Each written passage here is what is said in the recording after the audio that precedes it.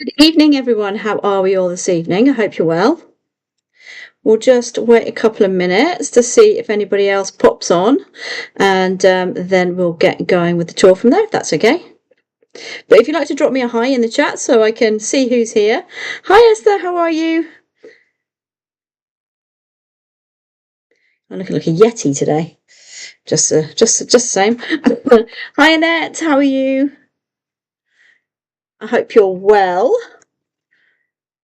And oh, there's Rosemary and Bridget. Some familiar names this evening, which is nice to see. Oh, it's warm outside today, I tell you. Not used to having this heat over here. I haven't had heat like this for quite some time. It's like taking me back. Hey, Matthew, how are you?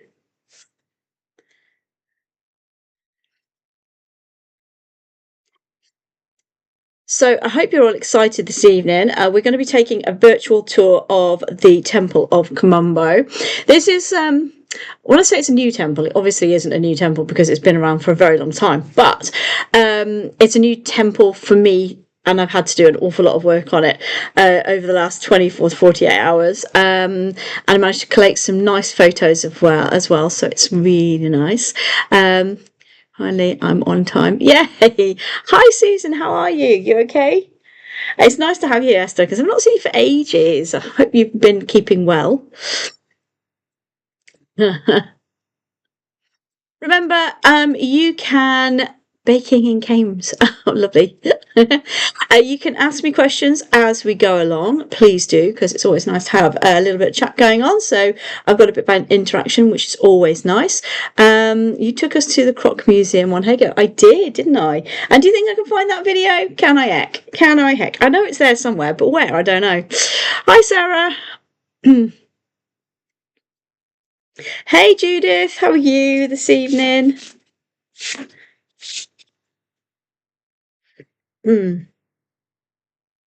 So this evening we're going to be taking a wander around a temple, and it's called Kom Ombo. I've got a little slideshow with some pictures on. I was actually donated some of the pictures on the slide from a friend of mine called Mark Baldwin. So thank you to him for letting me have access to quite a few of his photos actually when he was in Egypt in 2002. But not only that, I do have some rare photographs of the pyramid that is no longer. You know, the one that's been like, you know, all the actual pyramid is gone, but they've got the underground chamber. But he was very lucky enough when he was there in 2002 to go visit. So I'm compiling all those together at the moment. So hopefully I'll be able to do a tour on that for you as well. There isn't a lot of photos, but there's enough for me to do a little bit of something. So that's coming up in the future for you. So something to look forward to at least. If we haven't all died of the sweltering heat. But I do have a little slideshow for you this evening. So here we go. So we are going to Kom Ombo Temple. It's not a particularly big temple, and it is Ptolemaic. So when I say Ptolemaic, what I mean is when the Greeks were in Egypt. Hi, Jane. When the Greeks were in Egypt, it was start of the Ptolemy period. Crikey, try saying that after a few pints. So what do I mean by this? Well, we all know, I'm sure we've all heard of Alexander the Great. He went on a literal invasion spree across the world, and Egypt was one of those. He actually took under his wing and put Greek power, or Greek people in power, as pharaohs at that time. You know, the most famous one being Cleopatra #7. We've all heard of her. Mark Antony and Julius Caesar. We've all heard of those. But this predates that. Okay, so it's kind of like not at the beginning of the Ptolemaic period, but sort of like very close to it. Okay, so Kom Ombo then, where is it on the map? It is 24 kilometers north of Aswan, Aswan being the southernmost tip of Egypt. It sits in a quite, as it says, modern town, which is hilarious, of Kom Ombo. But in Kom Ombo as well, they do have a massive sugarcane factory there as well. So if you go there during the harvest season, you'll have all these tractors lined up with the sugarcane trains with all the sugarcane ready to go to be processed in the factory for all the sugar that they have in their teas. Don't let its size fool you. In antiquity, this place was a crossroads of culture, armies, and the gods. Its name was Nebet. I've probably said that wrong, so I apologise if I have to anybody of Egyptological background listening. Meant the golden, hinting its importance. Over the centuries, the name evolved through Coptic and Greek. The Greek is actually started to go, and then the Romans. Then it started to change, and that's when the oms came in. Oms, or tongues. The word, when the Arabs arrived, they added kum, meaning hill, and the name became Kom Ombo, the Golden Hill. Okay, so this is what it's called, the Golden Hill. But Kom Ombo wasn't just a pretty name. In Ptolemaic times, it was a military hub for African war elephants, of all things. African war elephants, yes. Actually, elephants marched from here into battle. Later, that was under the Roman rule. Kom Ombo also became a major garrison town, guarding Egypt's southern frontier. Okay, so the temple, we call it the temple with two souls, right? So this temple is actually dedicated to two gods in particular. So first of all, we have the first pylon here as you're coming in, okay? Hi, Wendy and David. How are you this evening? Bear with me a second because I need to go back to my notes on that one. So the first pylon, hold on, I've got to get into this. So first of all, I should say the temple is directed from south to east, from southeast to northeast, and is located 15 meters higher than the River Nile. So that the entrance was actually facing the Nile. So as you come out of the temple, you can go straight onto the water, which in ancient Egyptian times, most temples were the same, to be honest, but because of the way things changed over the centuries, that has changed too. The temple is uniquely designed to be a double temple with two axes. The southern parts are on the right of the temple, leads to the sanctuary of the god Sobek, so that's what I mean by when I say it's the temple of two souls, and then the northern part leads to the sanctuary of, now I'm going to butcher this name and I apologise, this is a name for Horus the Elder. Now, I'm not going to get into the gods too deeply this evening because Horus is a pain in the neck, to be perfectly honest. Sorry, Horus, but you are. Because there are so many different versions of him. Okay, so we are going to look at Horus the Elder tonight, but you will see Horus the Younger as well as Horus. There's lots of Horuses going on. So his Greek name was Haroris. Probably said that really bad. The temple is marked with duplicity in the most of its architectural elements, except for certain parts which are outside of that. Okay, so let's come away from that minute. So this, as I said, is the first pylon that we have here. I'm just trying to... It's all gateway. Some people call it gateway, but it's a pylon. The gateway was dedicated to Ptolemy the 12th and is located on the southwest of the main temple, which is now surrounded by an enclosed wall. Only the remains of the eastern part of the gateway still exist.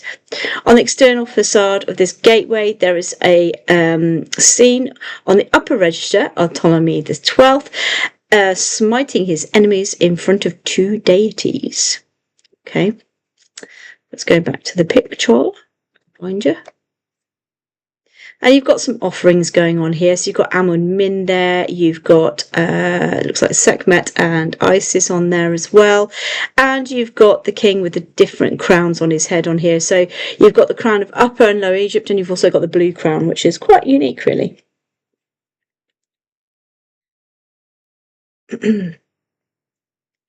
So this is looking into from the outside of the temple. As I said, we will get to these bits in a little bit, but I want to take you through some pictures first, just so you get to recognise some of the gods that are going on here. So you've got Horus the Elder here, and you also have Sobek. Sobek was the crocodile god. This temple was mainly for Sobek, because we did have a crocodile sanctuary within there, like you did, kind of similar to the Apis bull. This was actually for the Nile crocodile. And this is actually the entrance to the temple itself. And you do have as I said, duality was everything in ancient Egypt, and symmetry. So you do have this very symmetrical facade on the front, and you can see as you go in how symmetrical it actually is. Right, so we're going to come away from there for a minute, and we're going to go through the video. Just wondering if I should turn the sound off for you just for now. Don't do that, you horrible thing. Starting before I'm ready to go. As per normal. Oh, and I forgot, I've got the sound on here as well. Right, so to get up from the Nile, you have to go up these lovely steps all the way to the top of the temple. A ticket office being down at the bottom there for you. And then we go and see the front part of the temple itself. So the first pylon would have been right here in front of us as we come in. So pylon being a gateway, and then you would have gone into an open courtyard there. There's still quite a lot of it that is not there anymore. Maybe it's been used for the sugarcane factory, which happens quite a lot in Egypt, or the surrounding buildings. Also, it's one of those temples that is starting to be overtaken by the desert a little bit, and you can see that out the back that the desert is actually starting to encroach on the temple itself. But what I love about this particular temple is the fact that it is so close to the River Nile. Some lovely views there, and if you're on a Nile cruise, you do tend to stay over.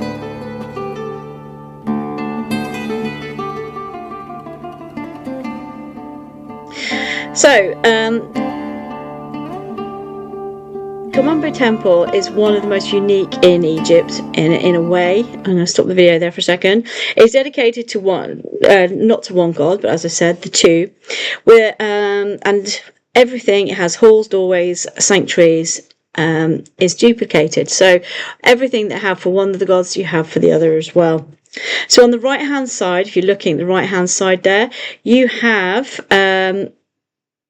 Horus the Elder, and then on the left hand side you have Sobek. You have on the right hand side you have Sobek, and on the left hand side you have Horus the Elder. So Sobek was the god of fertility, strength, and power, whereas Horus the Elder was a god of the sky. He was a protector, healer, just among some of the things that he was associated with. Having run the gauntlet of all those mosquitoes, Tinker Sellers. Judith met one particularly insistent little boy. Yes, she did. I remember that. That was hilarious. So a 400-year construction story this building actually has. Although earlier temples stood here, the traces of Tutmosis III and Hatshepsut can be found here, and Ramses II. The grand double temple we see today began with Ptolemy VI around 136 to 135 BC. And it doesn't stop there. Ptolemy VIII added scenes and decorations. Ptolemy XII expanded the complex, and the Roman emperors continued carving into until the reign of Marcus and his son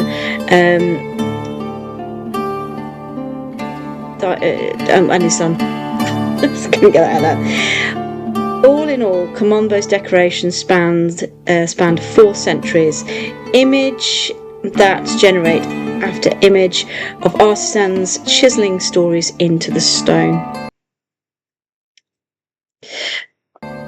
So we're going to go into the hyperstyle hall now. Okay, so just continue with my notey notes because that's always helpful. So I should say the pylon in the open court. The original pylon collapsed into the Nile in 1893, prompting the Egyptian Antiquities Service to build a protective wall, but the lower scenes remain. So basically what happened was the Nile encroached on the temple itself, so they had to save it, so that they put the wall around the bottom of it to help save the temple. but the lower scenes remain. So you've got fertility figures carrying offerings, priests burning incense, standard bearers marching, and emperor domination leading the procession. Beyond the pylon leaves the open court, which we've just walked through, surrounded by 16 columns built under Emperor Tiberius. It features a red granite altar, block attached to a ritual basin, and the heart of the temple offerings. 2 gateways lead deeper inside, the right for Sobek and the left for Horus.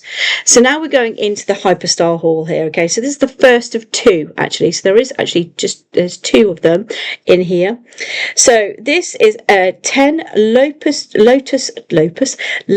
topped columns supporting the ceiling. So you've got 10 columns in here. Above the ceiling, above the entrance, is a winged disc. Sun disk of a god there. You can see that protection, which is spreading its wings in protection. On the walls you have Ptolemy 12 receiving purification for Horus and Thoth.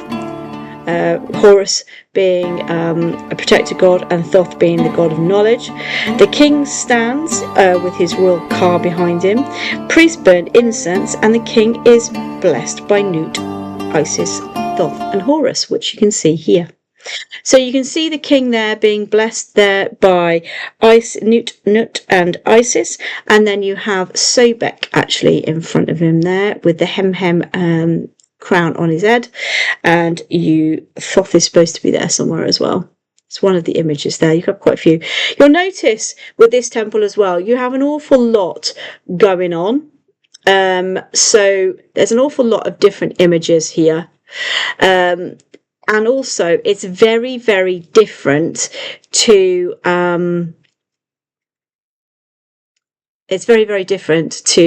like the older temples, because you can see on these ones you've got raised reliefs. And the one thing about the Ptolemaic buildings that I don't like, they look a little bit, I don't know, cartoony in comparison to some of the others. Hi Terry, no problem.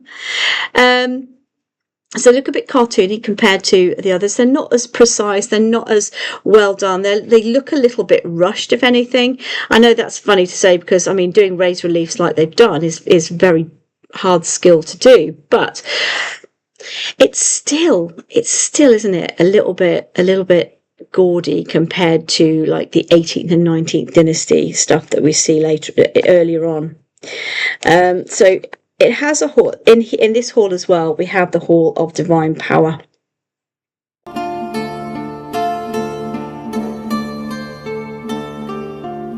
It's a lovely, lovely little temple, this one.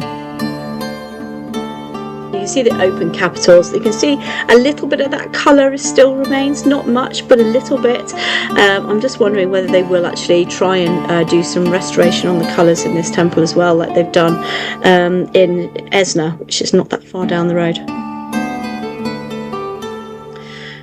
So here you've got the king with his I think that's his stick there.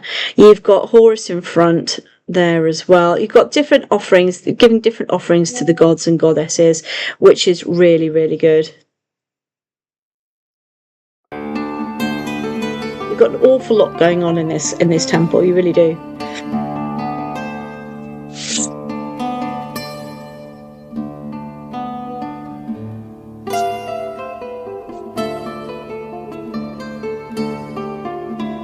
So here, yes, this is the image I meant to say, that it wasn't the previous one. So this is the god being blessed by the 4 gods. So as I said to you before, hold on a minute, I'm losing my notes again. You've got Thoth, you've got Nut, you've got Isis, and you've got Horus in this image here and you can see that he's actually giving him the key of life. Yes, it will be Hathor with the horns. She is, because this actual temple, I don't know why I did this earlier, because I decided to try something different and I shouldn't have done it. So I tried to shorten my notes up a little bit using ChatGPT, which is always a bad idea. And it's left some key points out for me. So I have to go back to my original one, which I've got on a different screen. So if I look a bit vague or I look like I'm reading something, that's because I am. So let's go back to my notes here. Bear with me a second. Yeah, also don't forget, some of the gods look very similar. They might not be, but they do look a little bit similar. So even though they have horns on, it might not be Hathor. Even though this temple is dedicated to two triads. Okay, so triad meaning three. Just trying to find the notes on the triad for you. Bear with me a second, because I know I wrote it.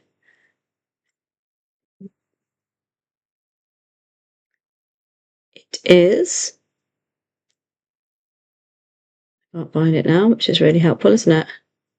Yeah, there we go. So the two triads found in the temple. The first is Horus the Great Sister, or Hathor, and the Lord of two lands, referring to Upper and Lower Egypt, who is one of the forms of Horus.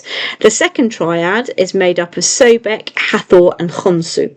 Okay, so that is the triad in this. So you've got two sets of gods within this temple, which is quite interesting in itself.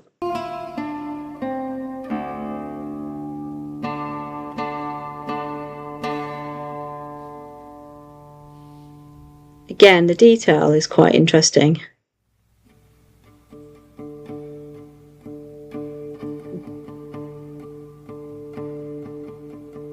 So now we're going to leave the first hypostyle hall and then make our way back to the second hypostyle hall.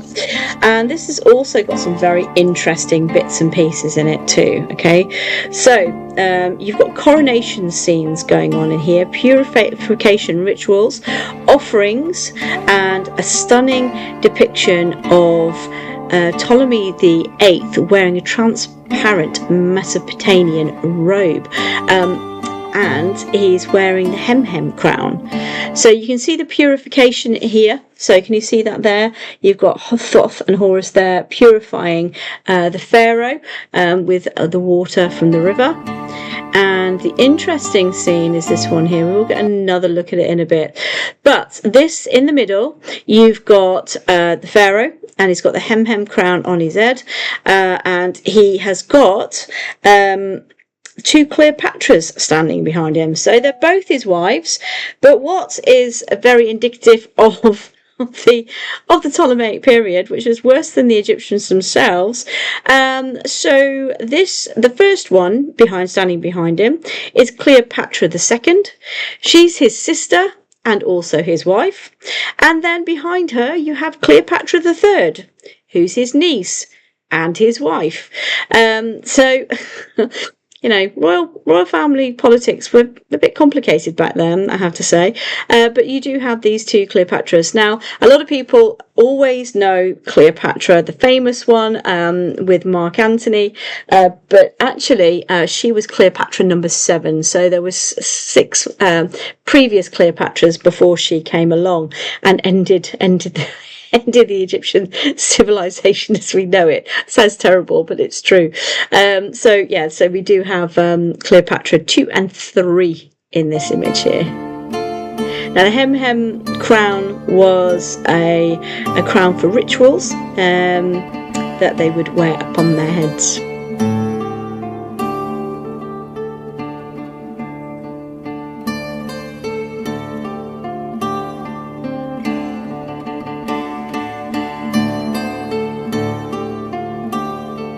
Again, I like this one because you can quite clearly see the two crowns of Upper and Lower Egypt here. So the one on your right hand side will be Upper Egypt and the one on the left will be Lower Egypt, and the king is being blessed with both Upper and Lower Egyptian crowns. So it's like this, he's saying he's bringing the two lands together, because during ancient Egyptian times there were times when the two lands were very separate.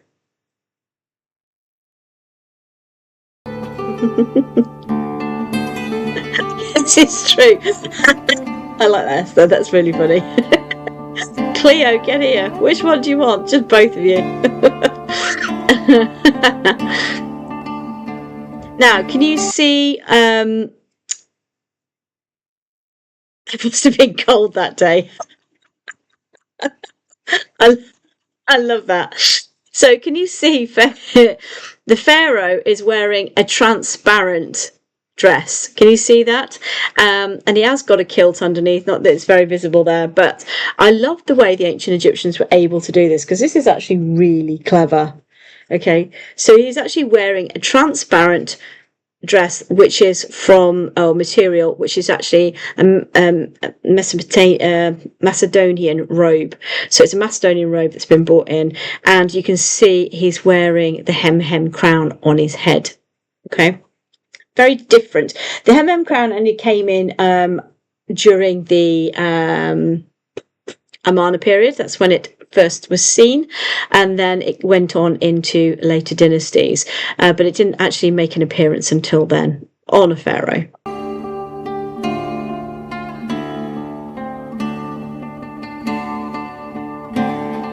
Don't forget, if you've got any questions, do ask away, and I will do my best to answer them as much as possible.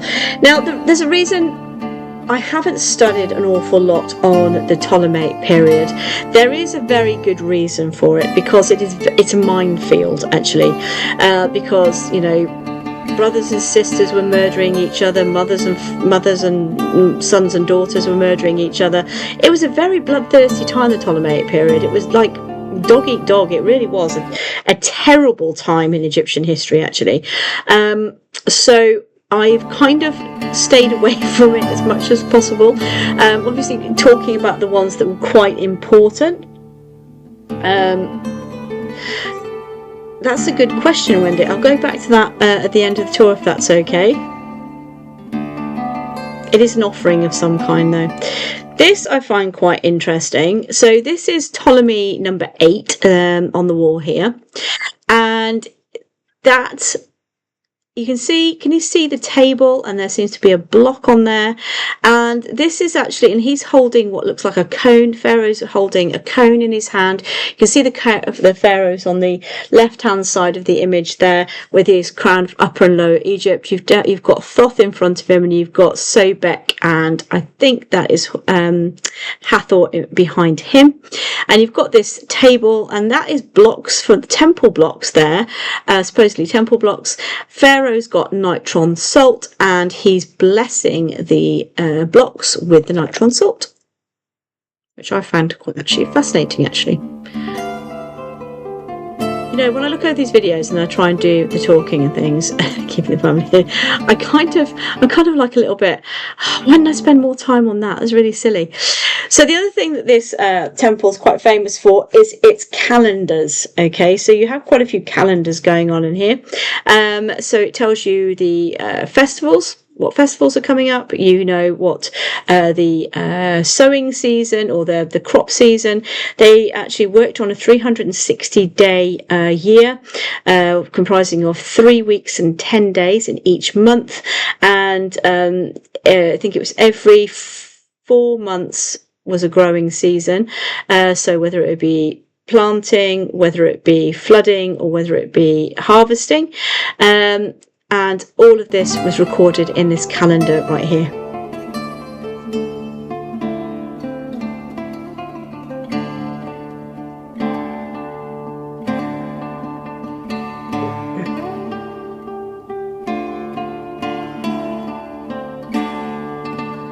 Now, as we come into the back, we have 7 sacred rooms in the back of the temple. You've got some weird rebirth images here going on and all sorts. Again, as I said, it's really strange. You've got a mother breastfeeding a child there. Lots going on in these images. Everything symbolises something, and it is quite incredible, the different meanings for things. Up in the ceiling, you've got some of this colour. So you've got Nekhbet. Nekhbet was the goddess of Upper Egypt, the protector of Upper Egypt. So you've got her up in the ceiling there.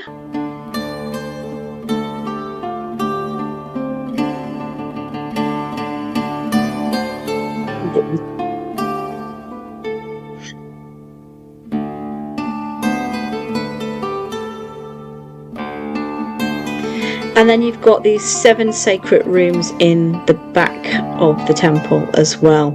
Now these temples, these rooms are said to be sacred rooms for keeping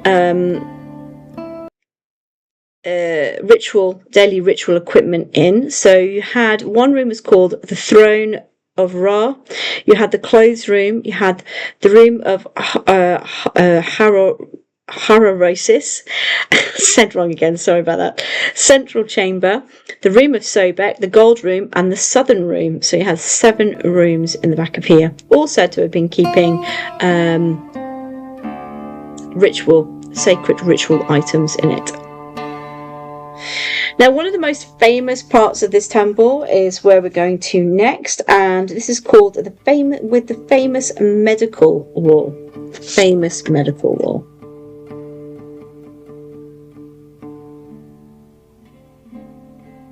And don't forget, the tours that I do are absolutely free to join, but if you would like to help support the channel, you can buy me a coffee at the link I've just popped in the chat there for you.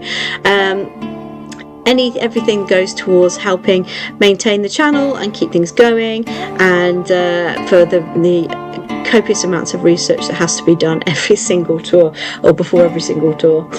So if you would like to support the channel, that'd be really great of you. Thank you very much.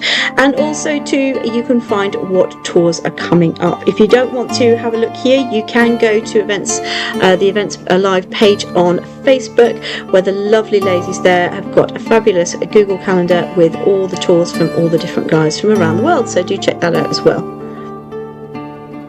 I think Annette's on here, so if you'd like to pop the link in the chat there for you, you can direct yourselves to the calendar. So, one of the things that Kom Ombo is extremely famous for, it's not just Sobek, but it is also to do with the medical stuff as well. And in this particular part of the temple, we do have the famous iconic images of the medical instruments. Okay, so this was built, this corridor was built under Emperor Trajan, and so you can see up here, I mean, this is just incredible. I do have a picture of this as well on my slideshow for you to have a look at. So you can see, can you pick out all the instruments that you can see there? You can see hooks, knives, forceps, scalpels, scales, boxes, sponges even. You've got everything going on there. There is a register of four different registers with different, like an ancient surgical catalogue of all the different utensils that they were using there, all carved in the 4 registers, and there you can see nearby, I think we'll get to see that as we go along, is the emperor kneeling before the god. So this version of Horus was known as the Great One of Physicians and the protector of the limbs of Osiris. It's one of the earliest depictions of medical tools in human history, a testament to the Egypt's advanced knowledge. But having said that, we say it's a testament to their advanced knowledge, but it's actually Roman that brought it in. So, you know, we can't really say that it was Egyptian, but we can't really say it wasn't either, because this site was actually built on a older site anyway. So, you know, you had, yes, the Ptolemaic temple, but there was an older temple here beforehand. So we found that with Dendra, when they've dug around in the hallways of Dendra, they actually found a floor that was a lot older than the one above it, and it looked like it had the basis for columns there as well, with very differently designed to the ones that are in there today. So yeah, everything's built on something a lot older. The same as in, you know, Europe today. A lot of the churches, the old churches, are built on pagan sites, or, you know, so it's the way of being able to recycle or change people's religious views and things like that by putting another one on top of the old one. So people still go to that place, and then over time people convert over to what you want them to believe in. You see the soaring top, which I find quite disturbing. Those saws look a little bit hacksawy, don't they? Not quite sure whether I'd trust the doctors, to be perfectly honest, and pincers and forceps and all sorts. It's quite unbelievable. I'm not sure. I mean, those look like shears in there, so that actually looks like a shear. Not sure I'd want to go see these doctors, to be honest. Don't think I'd want my hip replacement with one of these guys, that's for sure.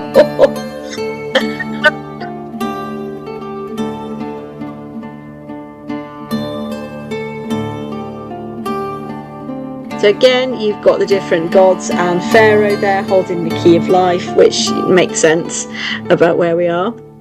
Now we're going to make our way over to the well and where the crocodiles would have been kept. So they would have been the most pampered crocodiles on the Nile. These crocodiles, they would have been picked for specific reasons. We had a Nileometer here as well to record the height of the Nile. That was really important in ancient Egyptian times, actually, because the Nileometer would tell us if we were having a good year, and then they could change the taxation for the people according to how much water we were going to have that year, because it would tell us how many crops roughly were going to be generated at the time. So Nileometers are very important.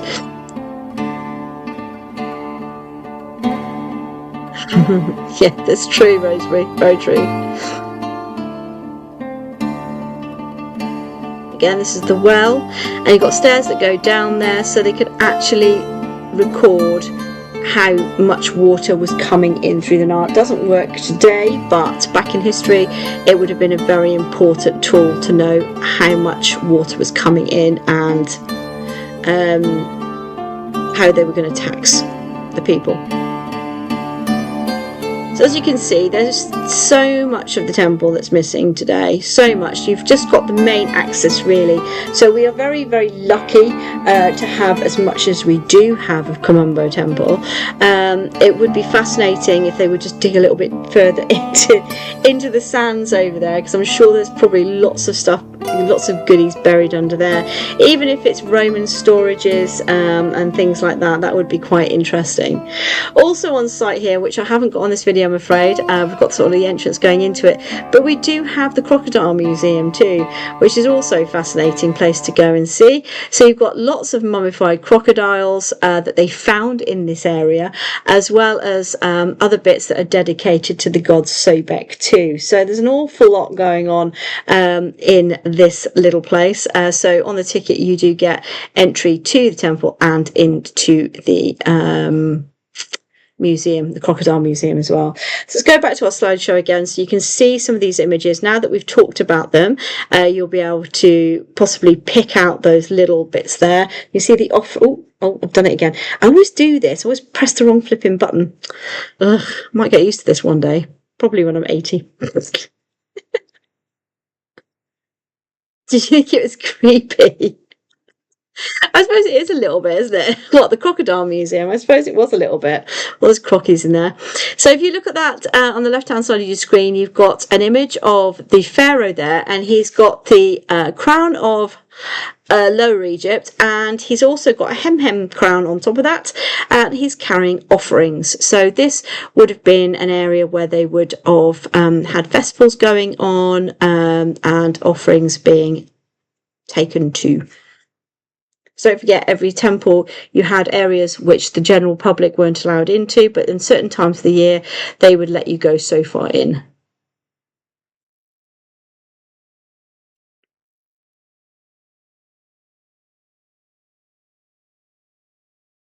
So again, these lovely open capitals on the flowers on top of the columns there. I do love the way these are done. They're so beautifully done. I was very lucky to go to a place called Athribis about 4 years ago now, and you had one of these columns, the head of the column, on the floor. You get really close up to it and really look at the detail, and you couldn't even see chisel marks on it. It was just incredible, absolutely incredible. So here we go again. We have the Pharaoh there, and then we have Cleopatra 3 and Cleopatra 2 and Cleopatra 3. So sister and niece. And that looks like a ceremonial stick. That is That's one of the Hathors there, or it could be Ra. I'm not sure. I'd have to look it up for you, Wendy, to tell you for sure. Again, the things that go on in the Ptolemaic period are a little bit of a mystery to me still, because there was a lot of changes around that time.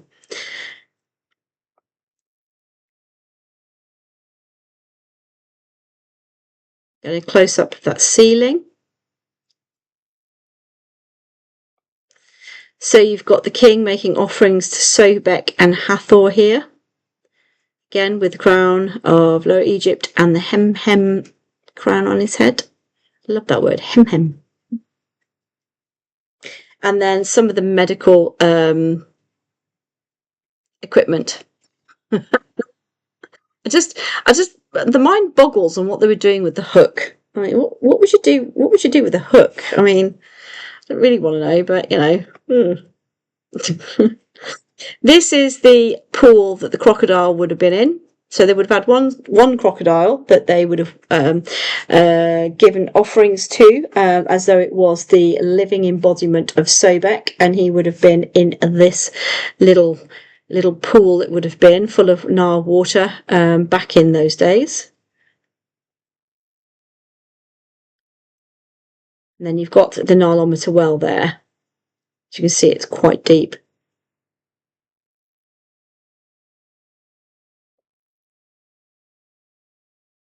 Incentive to stay healthy. That's so true, Terry. Absolutely. Yep. Totally agree with you on that one. So guys, do you have any questions you'd like to ask me about this amazing temple? Anything at all, just ask away. I do have some tours coming up. I have been doing some extracurricular activity in the fact that I've been doing a lot more reading on the workers' village and crime and punishment in ancient Egypt, actually, which is absolutely fascinating. And a very naughty worker that was responsible for a lot of infidelity, getting wives to cheat on their husbands, as well as stealing stuff as well. And there's record of his court case from Dar el Medina in Luxor. So I'm hoping to get that all put together in the next few weeks so that I can bring that to you as well, because it's a fascinating story. And when you actually listen to how naughty this man was, you just think, oh my God, how did he get away with so much? It was just like, he's even taking stuff out of the tombs. It was incredible. What do you think of the theory of another Sphinx? I think it's possible, though I'm not quite sure where it would be, because having been to the Giza Plateau and ridden camels across it, as well as walked it extensively, it would be very difficult to hide another Sphinx in that area. It would have to be very, very low underground. I just don't see it personally. I think there was only one, and I think that was the brainchild of Khufu Khafre himself. So I don't know. I don't know until I see it with my own eyes, or somebody discovers the foundations for it. It could have been there, and they've just completely taken the top of it off and used the stone for something else. That's something that happened an awful lot over the centuries on the Giza Plateau. So it's possible there could have been one, but I don't know. I'm looking like a Yeti today. I'm not quite sure where. Do you know if the pharaoh actually visited the temple, or was it only for PR? In the 18th and 19th dynasties, yes, they did. They used to do a ceremonial or festive cruise up the Nile, if you like, to visit all these places during certain times of the year, because it was very important. Because this is Ptolemaic, I think, if I remember reading this correctly, that it was only really Cleopatra that did that again, because the Ptolemaic pharaohs didn't believe in the same way as the Egyptian pharaohs did, so therefore they didn't visit as many or do as many of the customs of ancient Egyptians did. So I don't, possibly not. Possibly not. Mark Antony is actually he's been mentioned on that temple wall as well, in that temple. And I do know Cleopatra did sail to all the temples along the Nile because she was trying to gain favour with the people. That was one of her strategies when she was trying to take over or keep her hold on Egypt and get the support of the people behind her, especially after the uprising and the civil war in Alexandria. So it was really important for her to do that. But the others, I'm not sure. The ancient Egyptian pharaohs, yes, they did. They went on certain days of the year because it was very important they performed these rituals. That's what the pharaoh's job was. He had, people looking after the armies and the policies and the lawmaking and stuff like that. And his responsibility was to keep the gods happy. So it would make sense.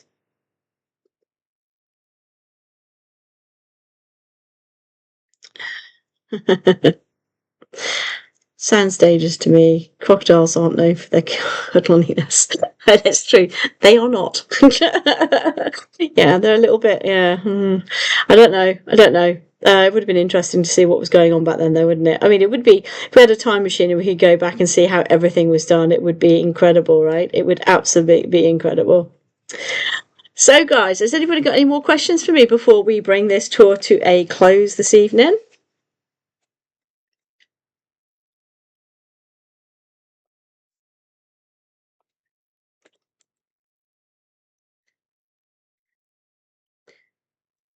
Anybody for anybody? Just trying to find. So, the Facebook page, if you're not already on it, is on this link here. So that bottom link for the Facebook page is for the live events that go on, that is organised by two lovely ladies. So live stream events, virtual travel and tours. You can go on there. They have a calendar that you can go into, and there's lots of different tours going on all the time, and my tours are listed on there as well. But if you want a shortcut because you don't want to go looking through the calendar, you can go to my Buy Me a Coffee page, and on there you can find all of the tours that you want that are coming up. I'm also doing some earlier morning ones as well, that I'll be putting some extra ones over the weekend, hopefully. Because some of our Australian guests, they weren't getting onto the tours and having to watch it on repeat. So I've done a couple of early morning ones for them. When I say early morning, I mean 8-9 o'clock in the morning UK time. So not early. So you can jump on those as well. But that is it for me today. Thank you so much for coming. As I said, if you'd like to buy me a coffee, do go to my Buy Me a Coffee page. It's everything. It's always very much appreciated, all your support. Thank you very much for coming and supporting me anyway. I hope you've enjoyed coming on the tour with me and wandering around the lovely temple of Kom Ombo. It is a nice little visit to go to. Not one of the biggest temples in the world, but is still a really nice one to go and explore around. Next week, I will be doing a walk around an Egyptian museum. I think I'll be doing Turin next week. So if you'd like to go for a virtual tour around Turin, come and join me for that. The week after, we've got exploring Karnak Temple virtually. So we'll go and do that. We'll go around Karnak Temple, one of my favourite places to go walking around. Got lots to say about that one. And also the week after that, we will be asking the question, who was the goddess Sekhmet? One of my favourite goddesses of all time. She's amazingly powerful, amazingly strong, has a very soft side as well, but you just don't want to get on her bad side. Pretty much like me, really. But anyway, that is it for me this evening, everybody. Have a wonderful rest of your day. Thank you so much for joining me. It's been a pleasure as always. Stay safe out there. Have a wonderful weekend, and I look forward to seeing you all again very, very soon. Again, I'd just like to say thank you to Mark Baldwin for giving me access to his photographs, and I will be using those extensively over the next few months, and putting some more videos for the YouTube channel. By the way, there are two new videos up on my YouTube channel. One of a little Isis temple in Aswan, not Philae. It's a different one, so do check that one out. And I put, what did I put on there the other day? Cribbins. I put another video up. So there is 2 new videos up there anyway. So do check those out as well. And do like and share. So until next time, thank you so much for coming, guys. It's been my absolute pleasure. I've been Leslie Hammam, your quirky Egypt person. Until next time, have a great day, and I'll